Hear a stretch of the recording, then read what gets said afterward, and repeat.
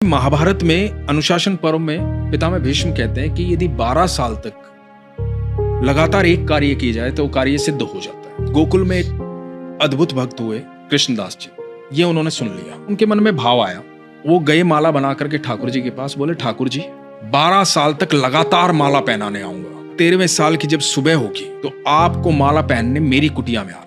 अब कृष्णदास रोज माला बनाते, रोज ठाकुर जी के पास ले जाते और रोज ठाकुर जी को याद दिलाते कि आज इतने दिन हो गए। अब 12वें साल का आखिरी दिन था।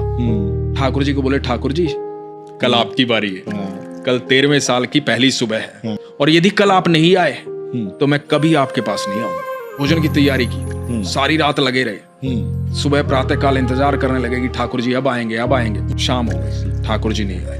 आ गया गुस्सा, सारा 56 भोग उठाया, अपनी पोटली में बांधा और देख करके मंदिर की तरफ, कोई नहीं है कृष्ण विष्णु, पत्थर की मूर्ति है वो, सुनता तो आज आ जाता, सुनता ही नहीं है। और बड़बड़ाते हुए जा रहे हैं, आगे से गैयों का एकदम झुंड आ रहा है लगातार। तो एक बालक आवाज दे रहा है, अरे बाबा सुनो, रुको, इतनी सारी गैया आ रही हैं, टक्कर लग जाएगी, धक्का लग जाएगा, गिर जाओगे, रुक जाओ थोड़ी देर। रुक गए कृष्णदास जी।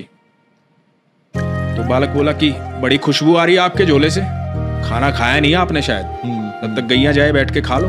बोला नहीं मुझे नहीं खाना। क्या हुआ, क्या बात हुई? लाडला है ना वो कन्हैया, अरे बहुत नखरे हैं उसके। 12 साल गया हूं माला पहनाने, एक दिन बोला था एक दिन मेरे पास आ जाना, नहीं आया, सुबह से लेकर के शाम हो गई, अब जा रहा हूं यहां से। तो बालक बोला बाबा इतना गुस्सा क्यों हो रहे हो? मुझे भी भूख लगी, मैंने भी सुबह से कुछ नहीं खाया, सुबह से गैया चरा रहा हूं। तो बोला कि मुझे भी आप खिला दो। बोला खा लो। बोला आप देख नहीं रहे मेरे तो हाथ गोबर में सने हुए, मैं कैसे खा लूं? आप अपने हाथों से खिला दो। अब एक एक कोर खुद खा रहे हैं, एक एक कोर उस बालक को खिला रहे हैं। अब उस बालक को जब 2-3 कोर खिलाए ना तो बालक की आंखें लाल हो गई, आंखों में आंसू बह रहे हैं। कृष्णदास ने देखा, कृष्णदास ने कहा कि तुम रो क्यों रहे हो?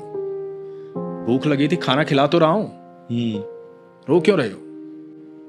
तो बालक बोला बाबा माला नहीं पहनाओगे आज।